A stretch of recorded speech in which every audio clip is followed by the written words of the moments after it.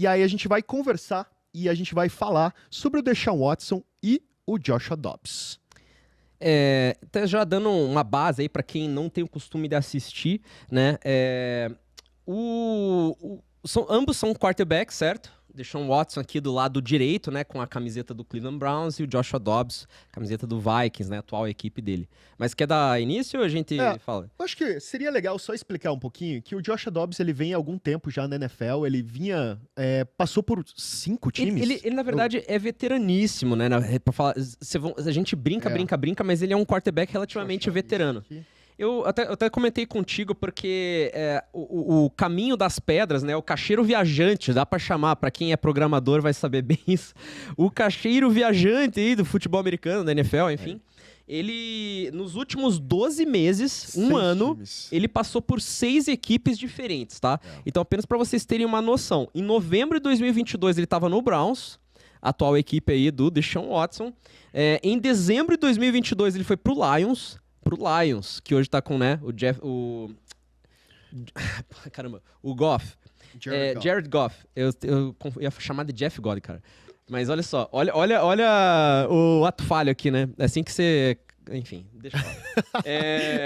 A semana tá cheia, gente. Tanto trabalhar, teve feriado, tudo e tal, mas fiz essa semana foi pesada. Então, né, em dezembro de 2022 ele foi pro Lions, né? Em dezembro de 2022 ainda ele foi pro Tennessee Titans. Exato. Ficou lá. Em março de 2023 foi trocado novamente para o Browns. Já em agosto de 2023, já na boca da temporada, ele foi trocado pro Arizona Cardinals. Ficou lá, até porque o Kyler Murray teve uma lesão e agora ele tá se recuperando. Ele retornou agora nessa última semana com vitória, inclusive. E não deu muito tempo, novembro de 2023, tá agora no Minnesota Vikings, né? Foi trocar no Minnesota Vikings. Detalhe, mas muito detalhe engraçadíssimo, mas tipo, engraçadíssimo não. Vou dar crédito ao que merece crédito, né? Cara, Joshua Dobbs, ele saiu na quarta-feira. Ele saiu numa quarta-feira do Arizona Cardinals, entrou no Minnesota Vikings, ele jogou no domingo. Ele nem teve um treino direito. Ele, na verdade, foi fechada na terça-feira, né? Isso, na quarta já estava no Minnesota. Ele já estava em Minnesota e ele estreou no domingo. E ele estreou no domingo, gente. Sem treinar. Ele literalmente não treinou com a equipe, entrou no domingo e basicamente colocou o QI dele de futebol americano em prática. Claro, pelo que eu vi, né, notícias falando, o coordenador ofensivo literalmente trabalhou com ele da seguinte forma, tipo assim, esse aqui é o playmark, ele alinhou algumas jogadas com ele, já falando assim, olha, essa jogada você vai entrar, ele entrava em campo, ele falava, você vai entrar olhando pra esse lado e tipo assim, vai tá lá, tal coisa, se não tiver, você joga a bola fora, você corre, etc. Enfim, teve um jogo excelente e saiu com vitória logo no primeiro jogo dele. E foi interessante porque vamos lá, quem não acompanha o Vikings pode não saber realmente o que aconteceu. Ele não ia jogar no domingo. Ele entrou por causa da lesão do quarterback reserva, que agora nem o nome eu lembro, na verdade. Oi? Aonde? Desculpa. Do Vikings. Vikings? Exato. Pô, como não lembra, cara? O Kirk Cousins era o Meu titular, amigo, tá louco? Não, ele não foi o starter nesse jogo. O starter era o reserva do Cousins. Ah, tá, desculpe. Isso, exato. Sim. E eu não lembro nem o nome do cara. Tô agora na completamente dúvida. apagado pela Hall, história. Eu não lembro o nome dele, cara. Agora tô na dúvida. Nossa, até eu tô esquecendo mesmo. Porque foi no jogo contra o Packers que Jaren o Cousins... Hall. É isso mesmo. Eu não lembrava nem o nome dele. Ele vai ficar completamente apagado da história. Cara, o Jaren Hall não foi tão absurdamente mal, mas é que ele não começou do jeito que todo mundo achava. Não, e aí ele teve a lesão logo no começo do jogo. O Dobbs, ele não era pra entrar. Listado, mas não era pra ele ter entrado. Por isso que ele não treinou. Exato. Porque se fosse pra ele jogar, eles teriam feito ele treinar, nem que fosse uma vez só. Isso, exatamente, pra ganhar um pouco de Exatamente, mas ele tinha acabado de receber o playbook, ele tinha feito vídeo com a equipe de quarterbacks, mas ele não tinha efetivamente treinado em campo com o time. Esse foi um dos pontos positivos em relação a ele, então, pra ressaltar, inclusive, porque ele literalmente em 2 dias decorou o playbook.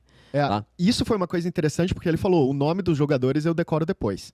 Ele decorou o playbook, mas não decorou os jogadores. Eles não chegaram nem a conhecer direito, ele conheceu só o quarterback room e mais ninguém.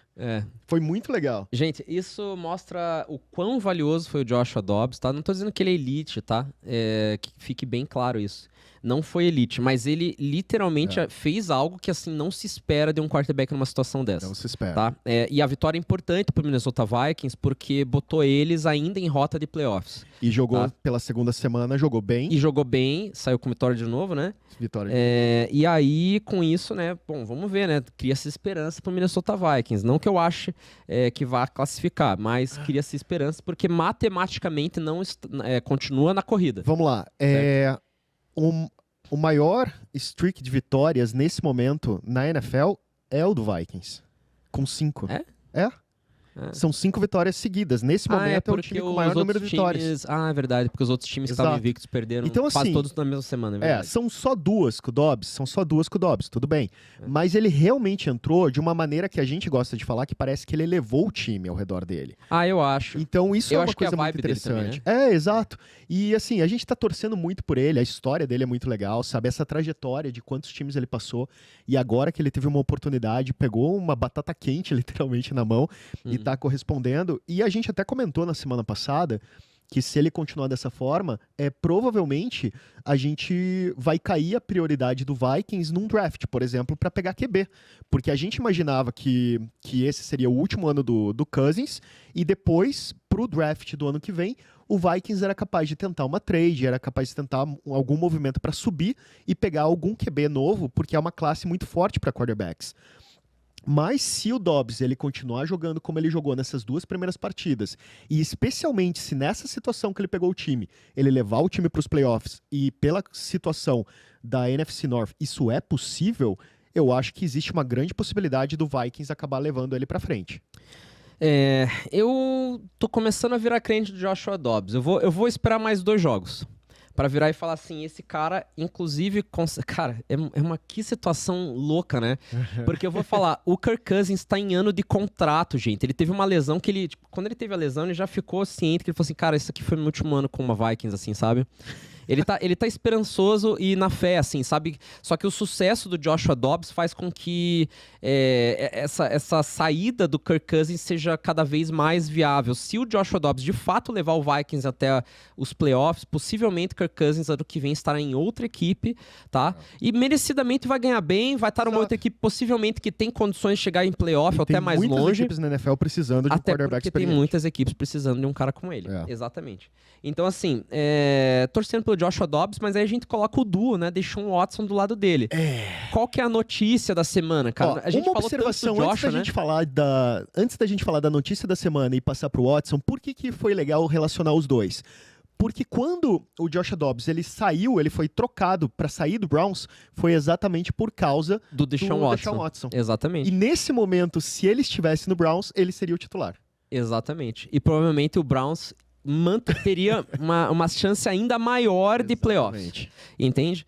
O Browns, pra quem não sabe, o Browns ele só precisa de um quarterback competente neste exato momento pra levar eles pro playoffs. A gente vai falar do Power Ranking daqui a pouco, e esse pra mim é um dos destaques da semana do Power Ranking, é falar do Browns. Exato. Eu inclusive, bom, já estamos adiantando diretamente, mas sim, falaremos do Browns. Exato. Né? Agora, o ponto que a gente quer falar e dar de notícia é que o Deshaun Watson teve uma lesão no ombro, no manguito rotator, que é justamente o ombro que ele utiliza pro lançamento, né, para fazer o passe, e ele vai precisar de operação. Já está determinado, foi confirmado nessa quarta-feira que ele vai fazer a operação justamente para evitar que tenha problemas ainda maiores, tá? Então, você não verá o Deshaun Watson pelo resto da temporada atuando no Cleveland Browns. Mas vou fazer uma ressalva aqui rapidinho, né? Porque o Deshaun Watson, apesar disso, teve um jogo, cara, excepcional agora. Ele teve um primeiro tempo em que ele teve essa lesão que foi considerado fim de temporada para ele. E no segundo tempo, ele fez algo assim que eu vou te falar. É uma coisa de Deshaun Watson do passado, do Houston Texans. Que a gente não via muito. Que a gente não via há muito tempo. Foi um QB rating perfeito, gente. Ele fez 14, ele acertou 100% dos passes dele. 14 de 14. 134 jardas e um touchdown, fazendo uma comeback de 14 pontos no segundo tempo e vencendo o Ravens. Certo? Isso foi assim, é algo absurdo. O Ravens, apenas para deixar claro, tá? O Ravens atualmente é a segunda melhor defesa da NFL. Exato. Tá? E o Deshaun Watson conseguiu fazer isso com o ombro lesionado. Tá, então vamos dar um crédito aqui pro Deshaun Watson, porque ele realmente deu um lapso do que ele era antigamente, porque dizia-se antigamente, antes do Patrick Mahomes entrar na liga, Deshaun Watson era o Patrick Mahomes da liga, tá?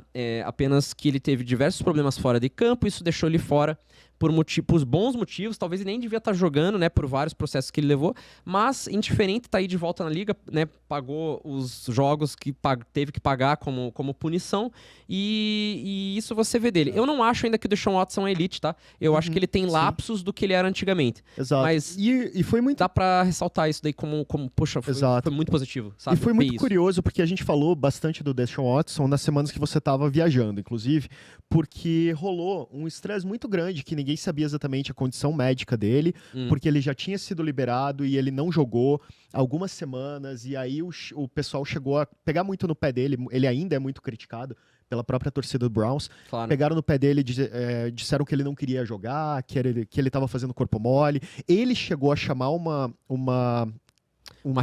reunião ele mesmo, sabe, pessoalmente, com uma assessoria de imprensa, para ele falar que ele queria voltar a jogar, que ele queria jogar de verdade. Exatamente. Que ele não tava de brincadeira. E aí é um pouco complicado, porque a gente sabe que ele passou por problemas físicos, realmente, nas últimas semanas, e nesse jogo, que é o jogo onde ele estava jogando melhor, ele teve essa situação, que ele saiu. Os médicos falaram que se ele levasse outra pancada, o ombro dele ia despencar. Sim. E ele literalmente resolveu voltar pro jogo e jogar até terminar. E teve o desempenho que a gente viu e nesse momento ele encerrou a temporada. Então é uma situação muito complicada. Ele colocou o corpo em risco e a carreira em risco. Exatamente. Né? Agora, vamos lembrar duas coisas, tá? Primeiro ponto esse jogo era importantíssimo porque o Cleveland Browns precisava ganhar. Lembrando que Cleveland Browns estava jogando contra o Baltimore Ravens, que é rival de divisão. Exatamente. Então ele precisava ganhar para justamente manter essa superioridade dentro da divisão. Né? E por causa disso, até vendo os standings aqui, desculpa falar, o Browns está ainda em terceiro lugar acima do Bengals. Exato. Né? Com as vitórias que ele teve agora, contando essa aí, vitória em cima E isso deixa o jogo de hoje muito mais importante, a gente vai falar lá na frente. E isso deixa o jogo de hoje muito importante, a gente sim vai falar agora daqui a pouco. Porque essa divisão tá totalmente embolada, tá? Apenas para vocês ficarem cientes. Baltimore Ravens, 7 vitórias, 3 derrotas. Steelers com 6-3. Browns com 6-3 empatados os dois e o Bengals com 5-4 com a última derrota aí agora, que foi por acaso, inclusive, vou comentar sobre isso. Mas assim, essa divisão tá a um jogo assim de definir líder e dentro da divisão as vitórias são muito importantes. Aí eu vou falar o seguinte, qual que é o contraponto disso? Deshaun Watson, apesar de ter jogado muito bem isso daí, ter se posto à prova, tem que lembrar que Deshaun Watson tem um contrato, ele atualmente tem um contrato de 5 anos e ele é o quarterback mais bem pago em termos de dinheiro garantido. Tá? Porque ele tá com dinheiro garantido por todos esses 5 anos. Ele já recebeu 90 milhões e ele tem mais 54 milhões. Se ele não pisar mais em campo, ele ainda tem 54 milhões garantido. E isso é um absurdo, tá? O Browns não cansa, né, de, enfim, cagar. Porque não tem outra palavra. E assim, o que todo mundo odeia o Cleveland Browns é porque os owners, né, o front office, né, a diretoria do Cleveland Browns, ele faz umas coisas que botam as outras diretorias em xeque, porque os outros atletas, quando vem esse tipo de contrato, vão lá e exigem, né, exigem o mesmo às vezes, entende? Então é difícil de negociar também por causa disso. Mas no final das contas é isso, o contrato tá garantido, ele mesmo com lesão tá fora da temporada e agora paciência, né, Cleveland Browns pode ver a sua temporada aí pelo ralo sem Deshaun Watson. O ponto que a gente vê como, né, tipo, de comparação com o Joshua Dobbs é que ele tá indo muito bem. E atualmente, né, no ranking, na estatística de passe, tá? De passe, de corrida também, obviamente, tem suas ressalvas, mas vamos lá. Como quarterback, o rating de quarterback, a estatística de quarterbacks, hoje em dia o Joshua Dobbs, que estava antes no Arizona Cardinals e agora tá no Vikings, ele tá em 21º lugar, enquanto o Deshaun Watson tá em 31º lugar. E isso mostra, tipo, a qualidade do Joshua Dobbs. Joshua Dobbs tem quase o dobro de touchdowns lançados em comparação com o Deshaun Watson, lembrando que Joshua Dobbs estava em Arizona com um talento ofensivo, né, receivers, running backs, muito inferior ao que o Cleveland Browns tinha. Exato. Porque o Deshaun Watson estava trabalhando até a lesão do Nick Chubb, né, com um dos melhores backs da liga.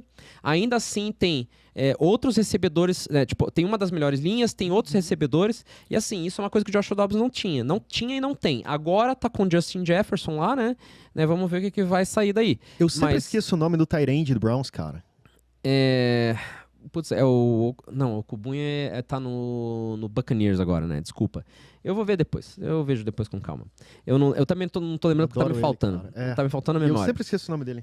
Mas aí, o ponto é que Joshua Dobbs com um elenco inferior, tendo melhores números. É isso, né? E um contrato muito inferior, diga-se passagem. Bem, vou jogar só mais 2 notícias rapidinho, né? Bem rápido, tô falando sério. Mas é só pra contar aí pra galera. Tô rindo, Xavier, com cinismo nesse momento. Essa é a risada do Homero de me odiando, assim. Você sabe. Mas vou soltar, dane-se.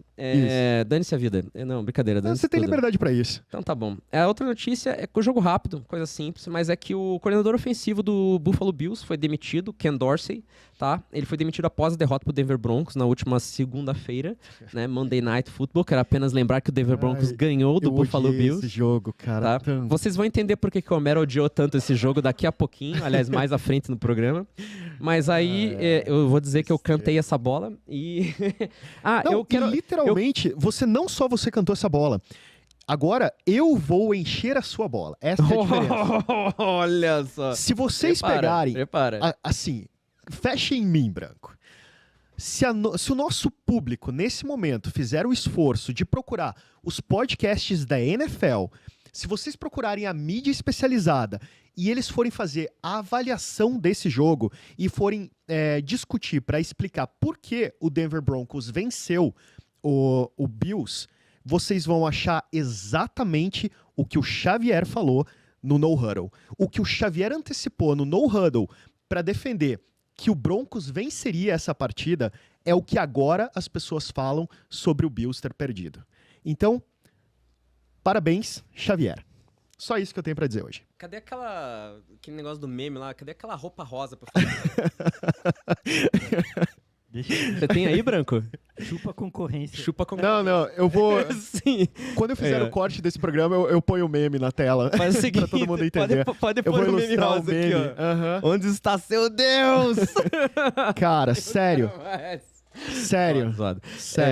Enfim. Falaram do Matt Milano, falaram do envelhecimento do Bills, falaram sobre a fase, falaram sobre a falta de consistência do Josh Allen. Assim, literalmente, ponto a ponto que você colocou no No Huddle, agora, pós-jogo, as pessoas estão listando o que aconteceu na partida. Parabéns, Xavier. Muito obrigado. Mas triste, mas é a realidade. É triste, mas é a realidade. Triste pros torcedores do Buffalo Bills, principalmente. Não, triste pra mim a pontuação no No Huddle.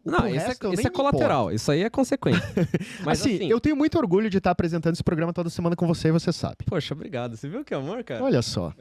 Isso sim, você sabe disso. A gente conversa muito sobre essas coisas. Então, a admiração aqui é mútua, eu também sei disso. Eu sei, é verdade. Agora...